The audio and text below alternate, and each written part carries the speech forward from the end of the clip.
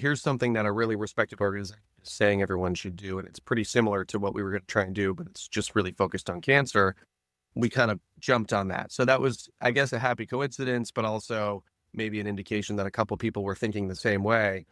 But to your point, to give you an idea of how different the times were, those were just published as a bunch of Word documents. No one had the idea of making them into an application or making them machine readable in their minds at all. We took something that was really meant to be printed out and turned it into an application. And it wasn't for another, maybe I'd say 7 or 8 years. That was something that, like in the CAP's case, they started to deliver in a way that was intended for companies like us to consume it. Welcome to the People of Pathology podcast. I'm Dennis Strank.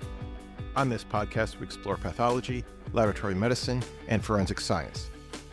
Just like a pathology image, a pathology report is filled with data. But due to non-standard formatting, this data sometimes is not so easy to extract. So, what if there was an easier way? Today, my guests are Colin Murphy and Peter O'Toole from mTuitive.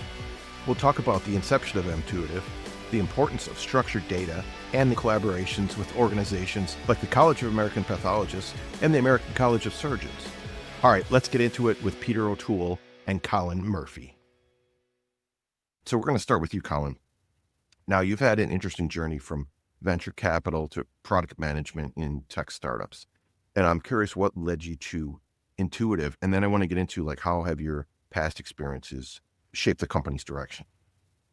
I spent the first part of my career in Silicon Valley, in San Francisco, into the venture capital space early on and jumped over to the operational side shortly thereafter.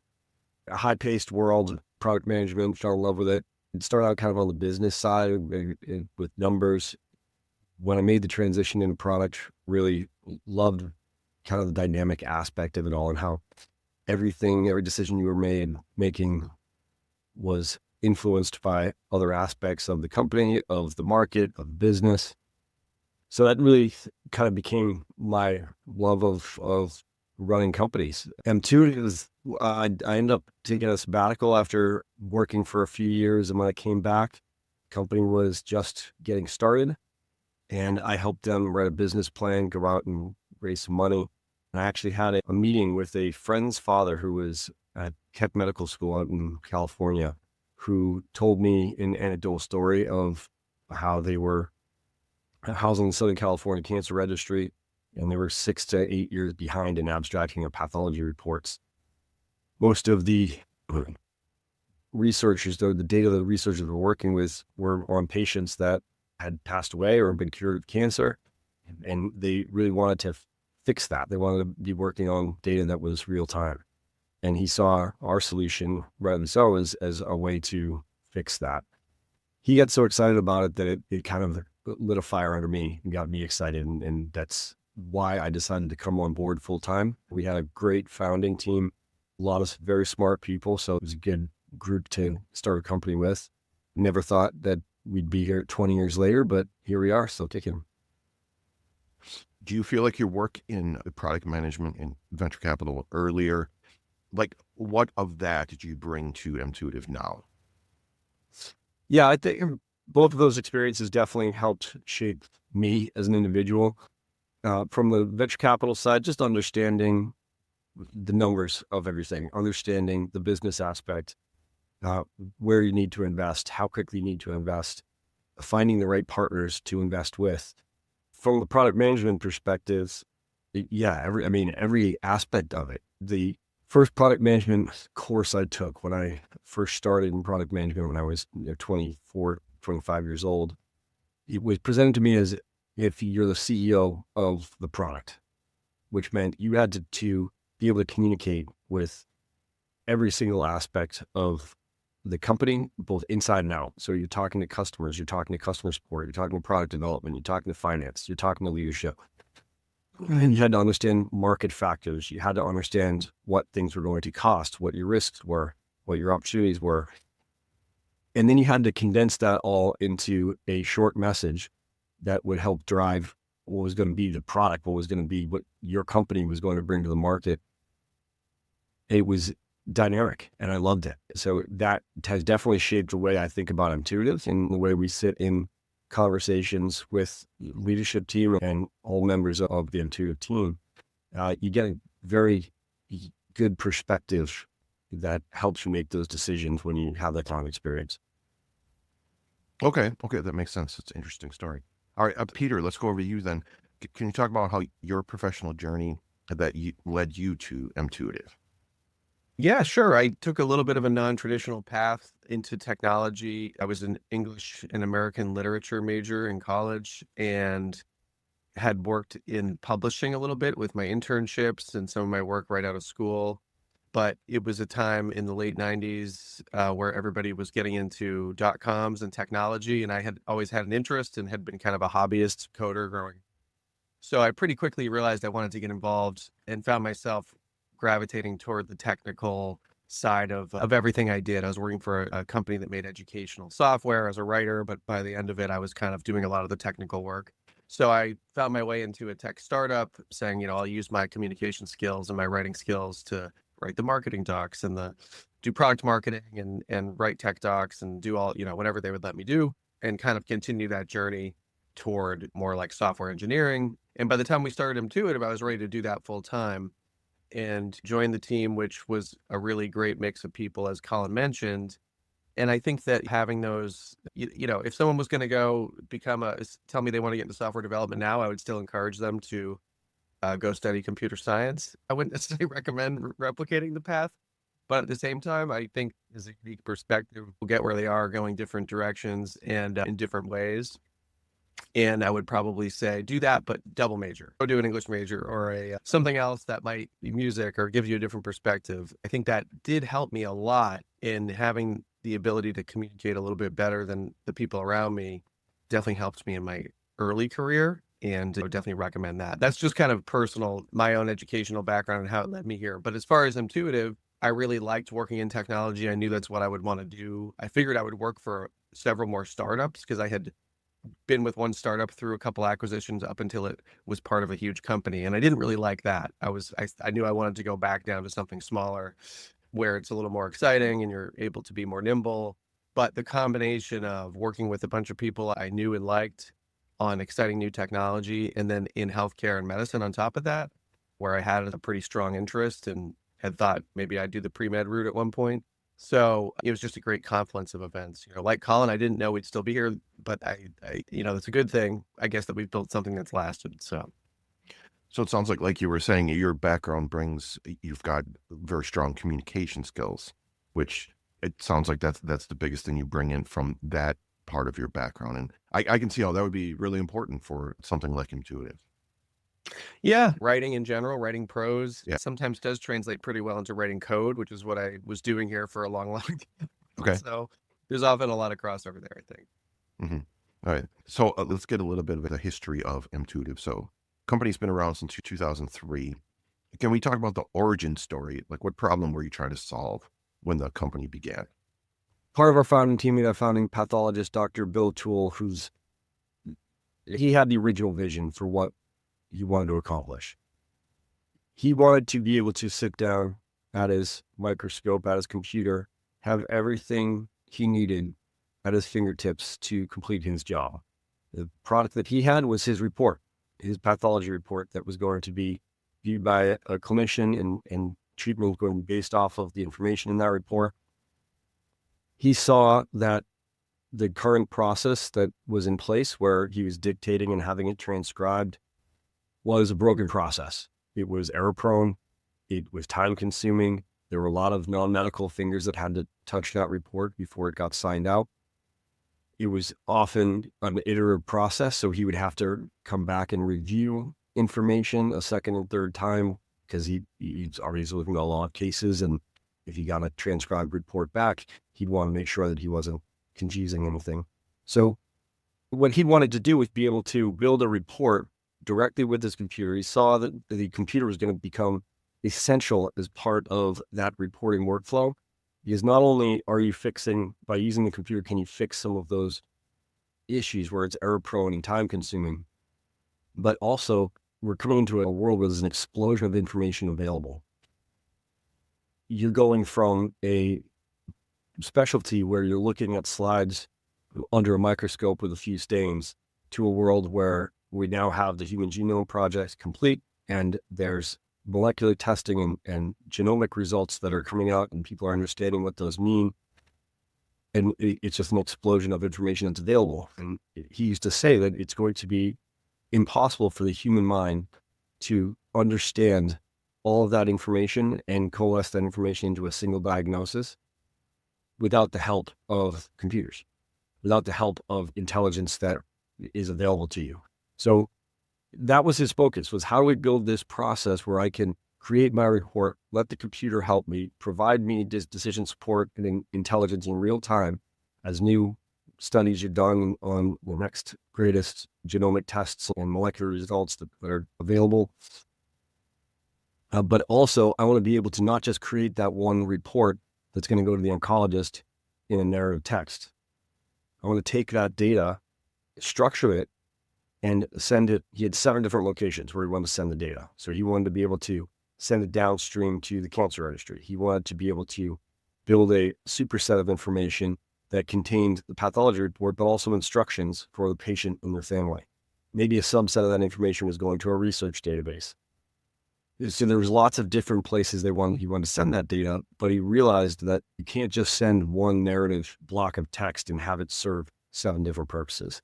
You needed to structure that data, give it context, whether it be through an ontology or some other process, and make sure that the right systems are getting the right data in as real time as possible. So when he came to us with that concept, we said, this is fantastic. This makes a lot of sense. You're changing the process from a narrative transcription-based process to a structured data process where you're going to save time for the pathologist, but also improve the data downstream. But pathology is a relatively limited market. There's only 20,000 pathologists in the United States. That number is actually shrinking. Yeah. So how do we take this process that you've defined and make it applicable outside of pathology? The fact of the matter is, if you look at the process that he's describing, it exists throughout healthcare. You have to have a protocol to complete something. You have to follow that protocol, and then you have to prove that you followed that protocol. So if you're a janitor changing a light bulb at the hospital, there's got to be a book that tells you how to do that. You've got to do it, and then you've got to be able to show an audit trail that says this is how you did it. Now I'm simplifying that, obviously, but throughout healthcare, those sets of protocols and those binders full of instructions on how, manuals on how to do things exist.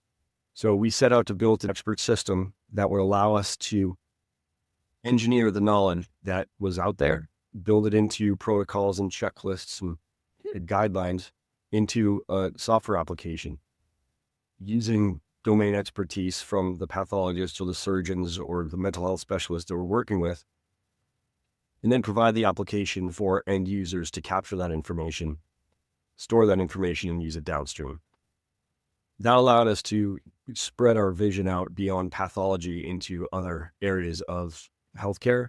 And we kind of opportunistically, as time has gone on, and we've been able to support different markets, different target markets and different end users to expand the product set. I started as a PA in 2003. So I was there at the same time. And the story that you're telling about thinking about these things with computers, and none of that existed at the time. And it's hard to imagine that these days. But what he was doing was very ahead of its time, because from what I observed anyways, no one else was really thinking about that. So that's interesting how that developed. Yeah, and at the time, after we starting to go down the road with pathology as kind of the proof of concept, I think is how we thought of it. Like, we'll develop this application as Colin described for pathology, and then we'll apply it to a lot of other specialties, and it'll be a really easy demonstration because it'll be so much better than the current process, right? Which for a lot of people today, we think like, oh, my LIS or my EHR is not what I'd like it to be or whatever. But back then, sometimes people weren't even using those systems at all.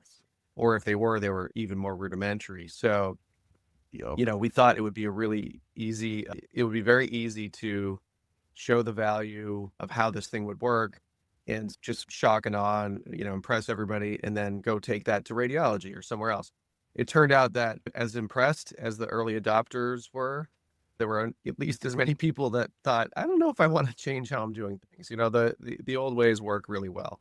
And of course, like you have to listen and embrace that. But what was convenient, I guess, is that, or just an indication that the time was right.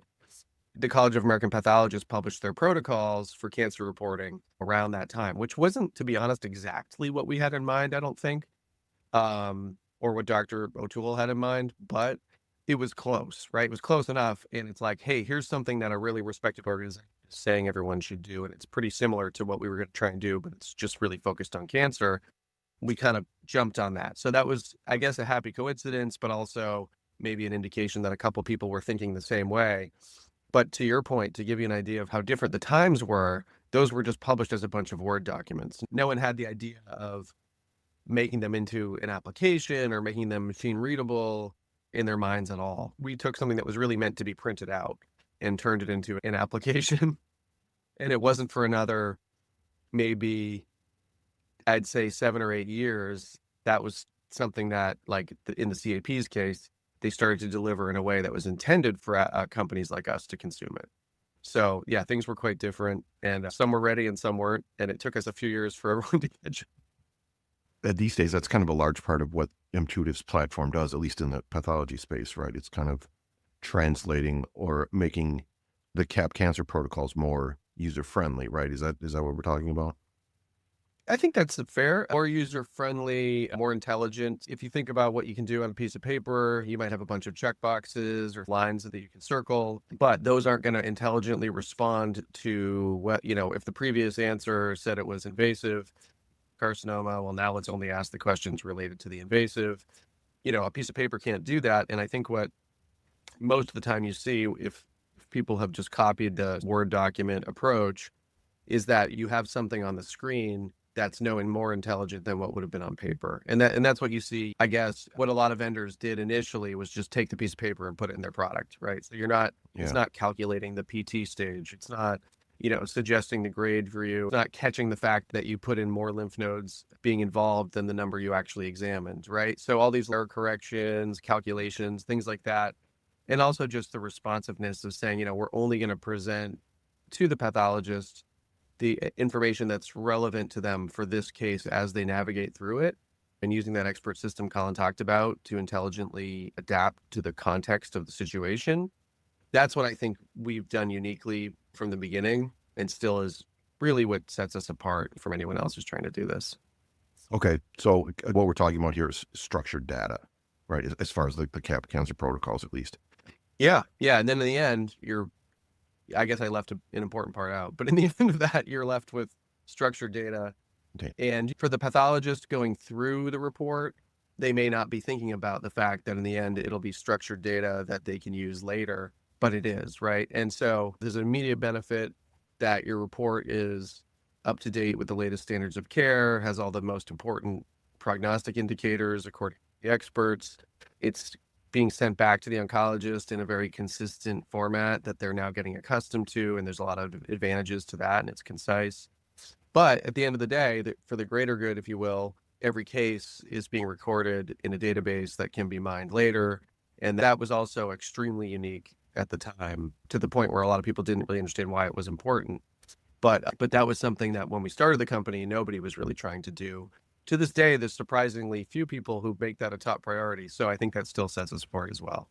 How did you, because you're talking about a lot of people that understand what you were trying to do with the data, how did you convince them, I guess? Early, please, Dennis, adoption was a challenge. And a lot of that had to do with just a change in workflow, right? Nobody likes change. For pathologists that had been doing their clinical report, their pathology reports the same way for 20 years, it was more difficult to convince them that a change in workflow was going to benefit medicine, benefit the patient, and benefit them than it was for the pathologist just coming out of med school. That when you learn a way to do something, you get comfortable with it, and it serves the purpose. Well, if it ain't broke, don't fix it, right? patients are still getting treated. Patients are still getting served by the pathology report. And oncologists are content with what they're getting in their reports. So going in and saying, hey, we got a better way, that's a difficult conversation to even start. It took a long time for it to become standard of care. The College of American Pathologists protocols obviously helped. There was requirements set for CAP lab inspections and for Commission on Cancer program accreditation that basically said you should be following or you have to follow these protocols. And that definitely helped. But we've learned over time that the most difficult implementations that we have, where we're sitting down with pathologists and we're going through the challenges that they're having with the new reporting workflow, those are the most important ones, because you learn a ton about their workflow, about what the problem, I don't want to call them problems, but the maybe limitations of your product are, and you can address those. So when you get that feedback from reluctant users, your product improves. We've gone through this with so many iterations now that our implementations are typically a lot smoother because we've encountered all the challenges and things that we're going to encounter from a pathology perspective. Our surgery platform is a little bit newer. We're going through some of that now with our surgery platform, where we're learning about certain things that we didn't predict were going to be requirements, but surgeons are telling us, no, you absolutely have to do this. And sometimes we have to go back to the EHR that we're integrated with and tweak the integration and the workflow that we have built with that EHR in order to support the reporting workflow that works for that surgical group. So yeah, it's an iterative learning process as you're going through it. But ultimately, at the end of the day, we are saving pathologists time. They do appreciate that the structured data that they're capturing is helping them, helping the patient, helping researchers downstream. So for that reason, they appreciate it. We talked a little bit about you're collaborating with the College of American Pathologists. You also collaborate with the American College of Surgeons. And I know, Colin, you just mentioned how when you get feedback from reluctant users, the product improves. But I would think CAP, American College of Surgeons, these are enthusiastic users, probably, at least most of the time. How do those relationships help the product improve? Those relationships are extremely important. When we first presented to the College of American Pathologists back in 2003, we went to Chicago and sat down with them, and the group in that room, there was no structured data team at the college at that point. There was the protocol authors and leadership within the college. And when we explained to them what we were trying to do, we were going to build a computer application that was going to incorporate their content. And we saw them as the experts, and we had knowledge engineers who were going to manipulate that content so it worked well within a computer application as opposed to a piece of paper, as Pete was talking about before. They didn't buy it right away. They didn't understand why you needed the computer application to fill out a piece of paper. So it took us a while to convince them that, yes, in fact, this was a good idea, and this was the direction that clinical reporting was going to go.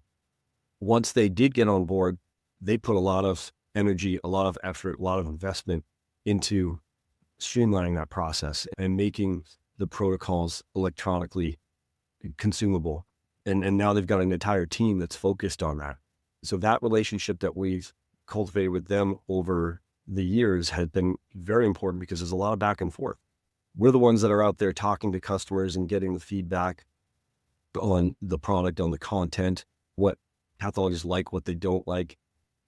So we meet with them on a daily basis. Our knowledge engineering team talks to their structured data team and many of the authors of the protocols about issues that arise or about things that people like or things that people want to see in the future.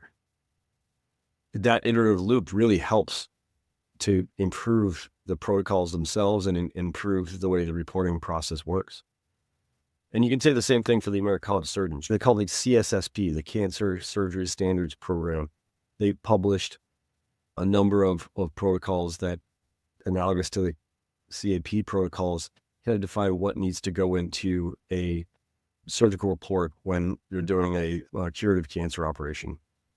the Commission on Cancer has a required use of a handful of those protocols, but they're releasing more and more every year. So that content set is growing, just as it did with the CAP, where they started with a handful and they've grown to over 100 at this point.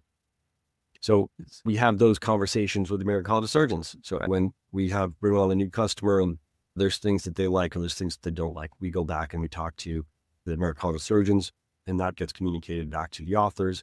And obviously updates come out when feedback is given to those protocols to improve the protocols going forward. Now, kind of moving into the digital pathology world, which has been slow adoption, but everybody says it's coming in the near future. And I think that this structured data piece would have even more of a use in a digital pathology landscape, right? Does that make sense? What do you think about that? Absolutely. We get kind of excited when we and animated when we get to talk about this. I'll let Pete talk about it because it's much more.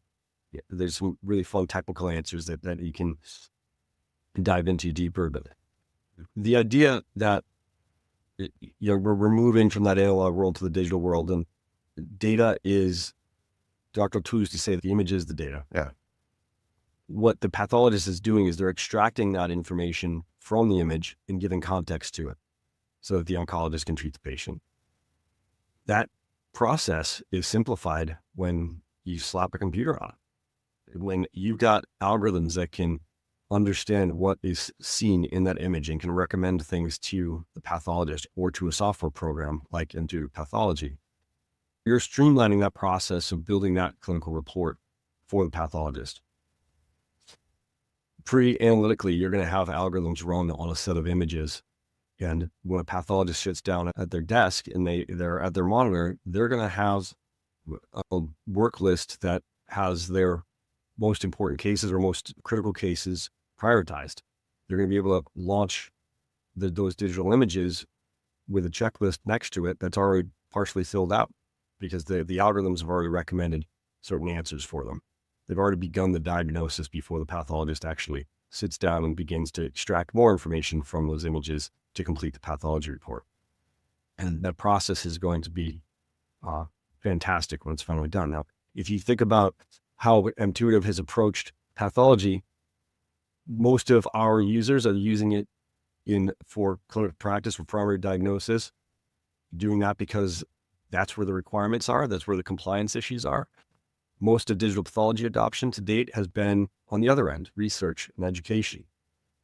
Now we're starting to overlap, and that's opened up tremendous opportunities for us to work with a lot of the digital pathology companies, the IMSs and the different AI vendors, to start doing those integrations, to start doing the communication between the data that they're extracting from those images and the data that we're putting into our reports. Digital pathology is very exciting. And there's going to be some time while the struggle between the traditional lab system vendors and the image management system vendors, I think they'll both always exist, but exactly what parts of the pathologist workflow are being done where may change. What we hope doesn't change is that mTuitive's included to help with that decision support, with being up to date on the latest protocols. They're always going to have that need. And how can we tightly integrate with either platform in order to make their lives as easy as possible? That's like number one. And then downstream, the structured data becomes even more important when it's combined with digital images, because you essentially have created a bunch of really high quality labels for images that could be used to further refine the AI algorithms that are being created. And I'm sure there's so much more of that to come. You know what I mean? Right now, it covers a very small percentage. There's some breast and prostate and a few other areas, but that's going to continue to be an explosion over the next, 10, 20 years. So hopefully using products like ours in conjunction with digital pathology is going to be a lot more powerful than either alone. This is the People of Pathology podcast with our guests Peter O'Toole and Colin Murphy from mTuitive. We'll be right back. Are you thinking about applying to a pathologist assistance program and feeling a little lost? That's why I created the Path to PathA, your PA school application blueprint. This is a step-by-step prep course that gives you everything you need for a strong application. From finding shadowing to writing a standout personal statement to prepping for interviews, this course was made to help you feel informed, confident, and ready. Visit www.thepathtopatha.com to join the mailing list. You'll be the first to hear when the course launches. Your path starts here.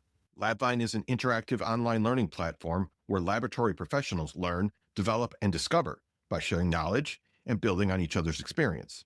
The platform provides global access to internationally accredited laboratory-specific courses and other resources developed by lab specialists like us for the laboratory industry.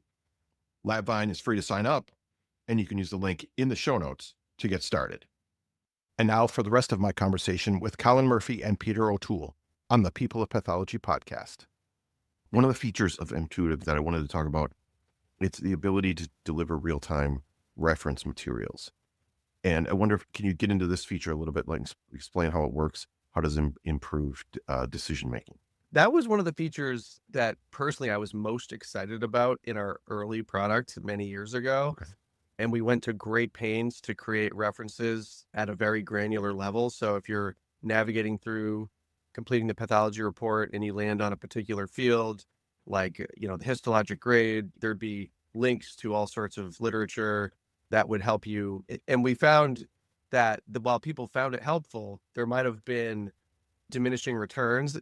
If we went too far, if we tried to link into too many sources, people weren't going to click on them. But keeping it somewhat focused on the most up-to-date references from CAP, maybe some other things like PubMed was helpful, linking to clinicaltrials.gov, things like that.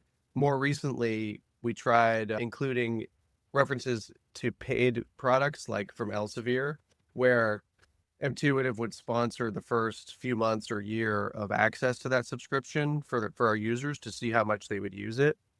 So, for example, there are tools that would allow you to do differential diagnosis and look at pictures of the case that you're on in mTuitive, and we'd sort of bring you to the right page in that tool. Surprisingly, we didn't have, I don't think, the uptake that I expected there.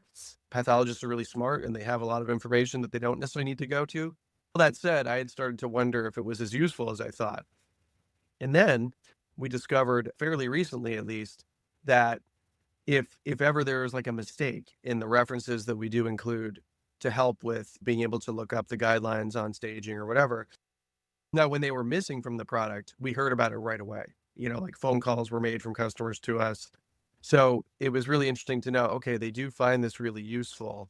Sometimes it's a difference of what you say or ask someone in a demonstration or whatever, say that they want this feature, or they might, but it's what are they actually doing, right? And when you took it away, the outcry was immediate. So it was really good to know that is really useful for people. That was a long-winded way of me telling you that.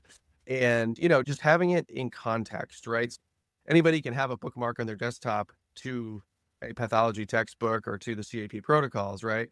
But when you're actually doing the case, you're filling out the report, and you're using mTuitive and you're on the histologic grade field, that's when you want to know the information about the histologic grade and how to apply different guidelines to that grading within the particular specimen type you're looking at. That's the right time, right? And that's where the link is. So I think that's why it's really useful, because it's so in context. Okay, I like that. That sounds like a really useful feature. In the past, I've had a couple of guests that have talked about using large language models in pathology and kind of creating a pathology chatbot kind of thing. Have you guys explored this at all? For the reference materials, where you could ask basically a chatbot these questions and it would come up with the answers for you, like pathology focused? We recently took a couple days, took our whole team to an offsite really devoted to topics related to AI and pathology and surgery and medicine. So we do have a lot of ideas. We are researching and playing with a lot of this stuff. And we also have some great partners or companies that we're very friendly with that we'll hopefully announce official partnerships with, who are working on similar things. So there's no question that large language models are very important in the world right now. They're going to continue to be, they're going to become more so. And we are definitely trying to figure out exactly how they can help our pathologist users in a few different ways. Our team has some really good ideas, some of the obvious ones, and then maybe some that would be less obvious. I don't know how much we want to say about all that right now, Sure, but we're sure. definitely playing around with that. Okay. What about some other features of mTuitive that the customers have find that their favorites or their most useful? I mean, there's a lot of different examples we could give. One of my favorites that I like to kind of anecdotal stories we like to talk about. We have a customer who covers a large geographic area. They use multiple different lab systems. We have to integrate with 5 separate lab systems across this geography. Every single cancer that's diagnosed from this group of 20-something hospitals, 30-something hospitals, is diagnosed with mTuitive pathology. A copy of that report gets sent to mTuitive Insight, our research database, and that's supplemented with information about the case and about the patient from the lab system. They got some funding to build out some quality reports to measure performance of both their surgeons and their pathologists, the different hospitals that are doing the pathology. And what they found out was awesome. It was super helpful. In one case, that anecdotal story that I was saying was, there's a requirement that says you're supposed to take so many lymph nodes from certain areas. Dennis, I'm sure much more with this than Pete and I, for colorectal resections. However, when a surgeon's in there doing the surgery, they're not counting lymph nodes. They're doing their best guess, right? And they're taking out the specimen. And you don't really know until the specimen gets down to the lab and the pathology. The Grossing-Teth looks at it and counts lymph nodes and tells you this is how many lymph nodes were in there, and these are the locations they were pulled from. So what ended up happening, in many cases, those surgeons were not taking enough lymph nodes. They're complying with about 50% of their cases. That individual surgical performance never got presented to administrators or leadership. It was only to the individual surgeons. What ended up happening is that over a course of many months, those numbers improved dramatically. When surgeons realized, I'm not taking the right number of lymph nodes, they went and changed the way they were doing the surgery, which ultimately led to better patient outcomes. And that was all based on just being able to see the data. You couldn't do that if you had 30 hospitals that were just putting narrative text into pathology reports and having that become part of the text-based patient record. But when you structure that data and you organize it in a way that you can actually run reports against it, it provides you some really actionable information. The information then helps patient care, right? That's kind of the ultimate goal of all of this, right? Exactly. Yeah. Yeah. Okay. And I mean, others we hear a lot. We've done a bunch of case studies in the last year, and some of the other favorite things people talk about are expected. Like, they like the fact that it reminds them which fields are truly required because they're busy. There's a lot of information potentially to fill out. Yeah. And if something's considered optional in the CAP protocol, they might just feel free to skip over it. But knowing that it has this sort of red circle that's going to remind them, they really like that reminder. And I think that's a really basic thing, but it really gets to the heart of why synoptic reporting was a good idea in the first place, right? Which is that there was this movement to using checklists in healthcare for a bit. Peter Pronovost at Johns Hopkins did a study on hand washing, a million years ago. Sure. That said, if you just put a checklist in the room, everybody actually washes their hands and infection goes down. And then Atul Gawande wrote the Checklist Manifesto. And it's a pretty basic feature of what we do, right? It's reminding you that lymph node count Colin was talking about is actually a required field, right? So it reminds them to make sure the report's complete for the purpose of treating that individual patient. But the way we actually get all those benefits Colin just talked about at the population health level or the quality improvement level is also because we reminded them to to complete that. So, like, the idea of going back to the days of narrative or things like that, just because LLMs might make it easier, if we don't keep the structured data aspects and the sort of completeness and checklist way of thinking, we'll actually probably lose some of that because the information has to be there, right? So we want to, going into the future, maintain that sort of checklist manifesto mindset, kind of no matter how our user interfaces evolve, because you do want to make sure you have that complete set of information. But that came up in a case study recently as someone's favorite feature, is just the fact that there's a fair amount of questions that they could complete, but the fact that they're marked required or optional seems pretty basic, but it comes up a lot. Another one that surprised me was they liked the fact that our product had some colors in it and was slightly more fun to use than some of the LIS that might go back a long time. And not that we go out of our way to make our product, we don't want it to be a distraction, right? But having something like maybe slightly more modern or whatever they thought was just a nice touch and a contrast somewhat, depending on what system you're using. So there's sometimes surprising things it's good to hear about. It's nice to hear that there are things people like about it. And I think one more is just the fact that it's updated so frequently. A lot of people are happy about that. Just the stress of making sure that if people have sort of built their own solution, put templates into Word, whatever it is for synoptic reporting, they know the stress and the pain of trying to keep that up to date. And so the fact that we do that automatically, I think is a big favorite, just knowing they don't have to worry. Right. And then one more is the staging calculations. That comes up a lot. People love that. It's just the AJCC guidelines on like what's a PN2A is, and then reconciling that with the information you've got. Sometimes you need like a lawyer really to break down that text and figure out the actual exact right thing. So having us make that a calculated field, and we go through a rigorous process of testing that with subject matter expert review by pathologists and PAs. That's a big favorite because it's just a time saver. And sure, the pathologists are going to double check that and everything, but it definitely makes it easier. Okay. Those are a lot of really good examples.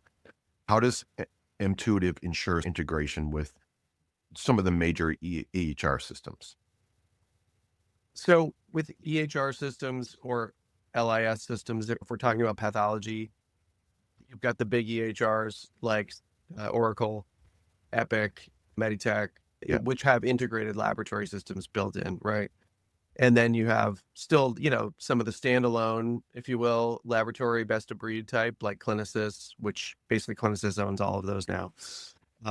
There's a few others. So in either case, our goal is always to make the workflow very seamless so that if the pathologist is used to working in their LIS, once they get into a case, they just have to click a button and they're hopefully magically land on the right case on the mTuitive side. I mean, not hopefully, we make sure they do.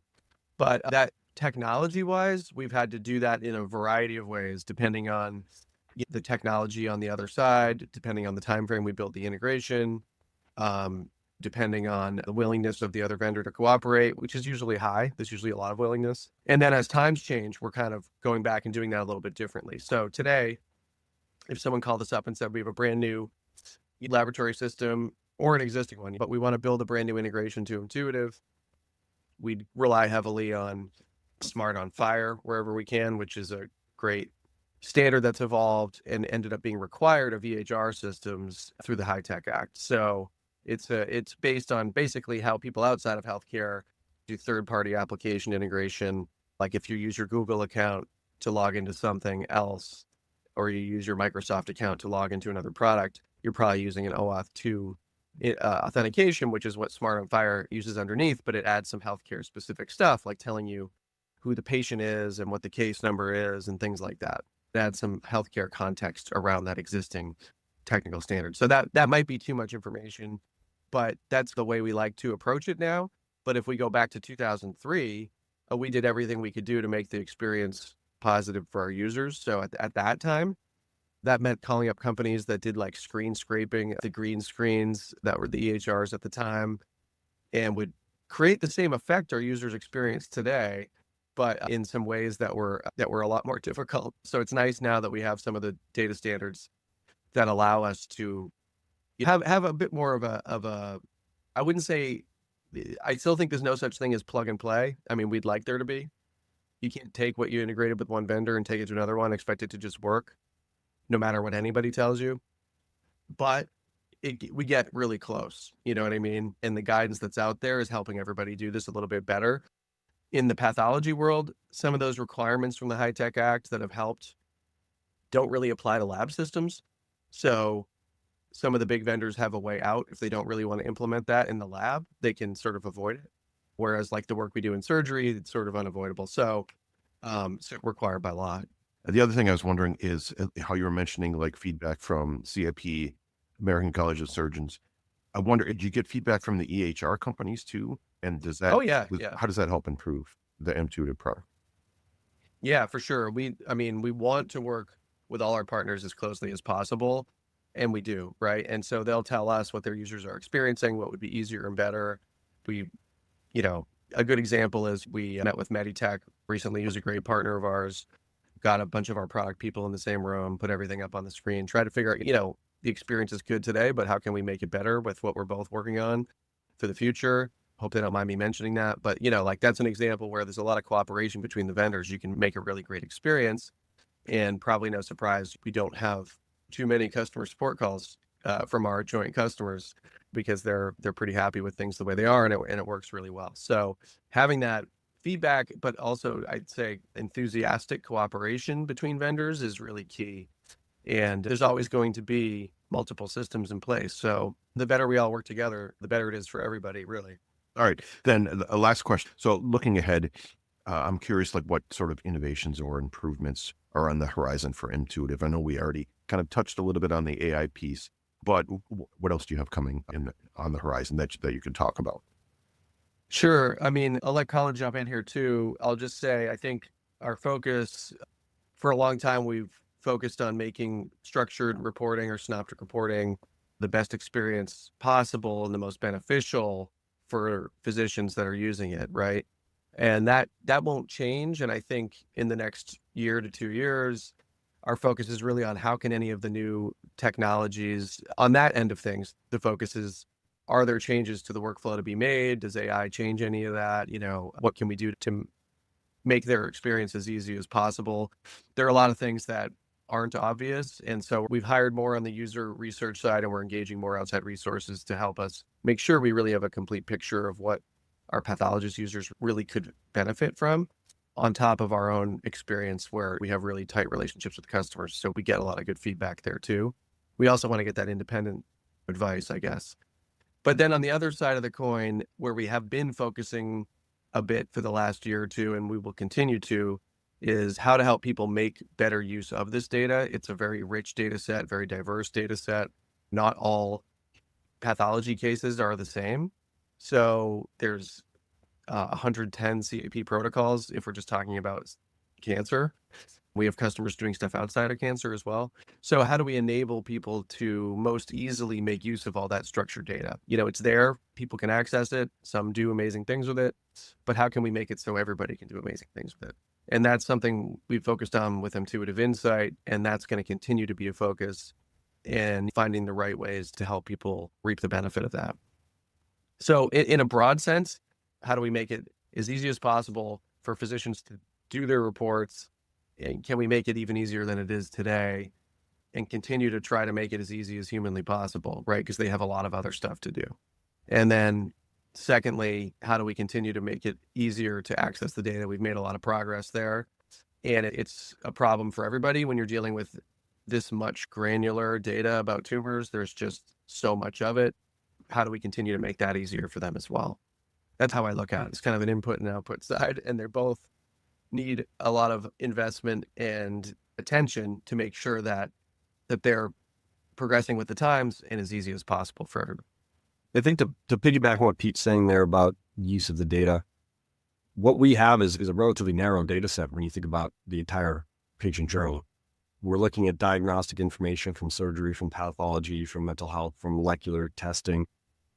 We haven't gotten into treatment planning and outcomes and future life, right? So that information is out there and it's available. We have a very rich data set, a very valuable data set on the diagnostic condition for patients. When that is combined with other data sets, you can glean a lot more information out of that that's going to help patients, it's going to help doctors, it's going to help healthcare, it's going to improve the health of the world, right? So there are partners that we are talking to about how we do that. How do we take our data set, which is a very difficult to acquire piece of information, and combine that with other sets of data. So 1 + 1 = 3 here, right? We can actually get more insights into multiple sets of data that are brought together. And that's a future thing that we're working on, but we need partners to do it. And some of those partners are kind of coming to the table now. So exciting times. One thing I should have mentioned earlier, but I think is important too. This is not a favorite feature, but it's a favorite thing or benefit that I think we get working with our customers, and that's going to help us achieve these goals that Colin and I are talking about. And it's our people. We have really, really great people here, and we've built the team. We've added to the team significantly in the last year or two in order to help us accelerate our growth, our ability to deliver some of these new features and things we're talking about, and to continue to do what we already do. But going back, in time as well, we've always had a really great team, and our customers really know us, and I think they really rely on us and trust us, and they can call up and usually one of us picks up the phone, right? And so if not, they get to one of us quite quickly. And I think there are very few customers that don't know a couple people at mTuitive by name and probably by face, and have talked to us on the phone a lot of times, maybe met us at a conference, maybe even, know each other personally at this point because we've worked together for a long time. And it's a huge asset to mTuitive. And it's one of the things you talk about when we ask them what's working or what's not working.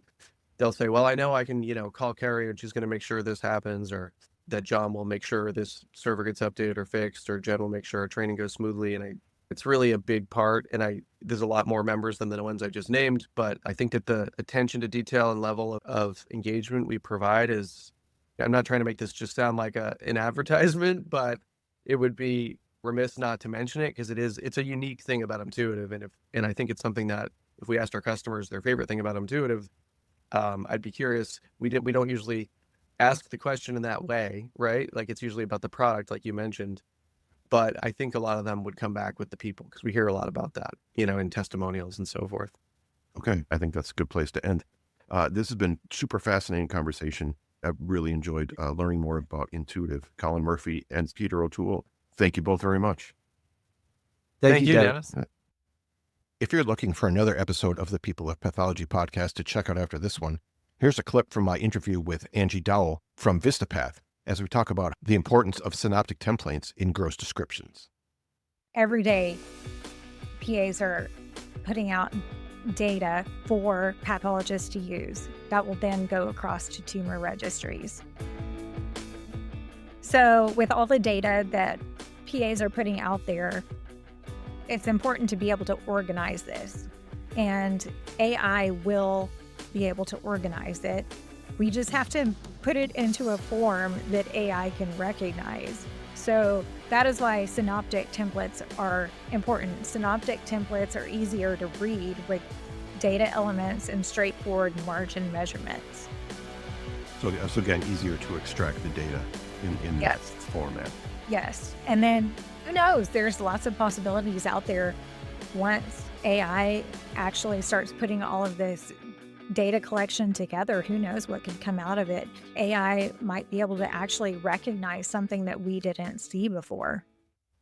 You can hear more from Angie Dowell in episode 197. Okay, big thanks to Colin Murphy and Peter O'Toole. mTuitive started with a mission to revolutionize the pathology reporting process.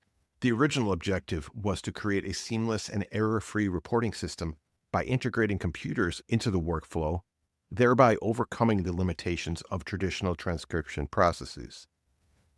This was back in 2003, and I remember that time. This vision was ahead of its time, setting the standard that others would follow years later. mTuitive's collaborations with organizations like the College of American Pathologists and the American College of Surgeons enhances its products. These partnerships ensure that mTuitive's systems remain at the forefront of medical standards, offering real-time decision support and enhancing clinical outcomes.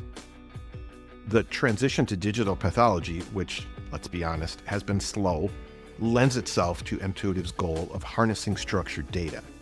This evolution involves integrating AI and machine learning to further streamline the report generation process, potentially transforming how pathologists interact with data. As digital pathology eventually becomes more prevalent, mTuitive is poised to expand its reach. The company is exploring AI applications, including large language models, to improve decision-making processes. These advancements promise to make patient care more efficient and personalized. At the heart of mTuitive's success are its dedicated team members. Their commitment to client relationships and personalized support is commendable. Their dedication to innovation and collaboration offers a promising vision for the future of pathology and the patients that we serve. If you want to learn more about mTuitive, I'll have links in the show notes. Don't forget you can follow this show at People of Path on both Twitter and Instagram, or just connect with me on LinkedIn. Thank you for continuing to share the show with others. Together, let's inspire the next generation of pathologists and laboratory professionals. This show is a member of Health Podcast Network. Thanks for listening. I'm Dennis Strank, and I'll talk to you next time on the People of Pathology podcast.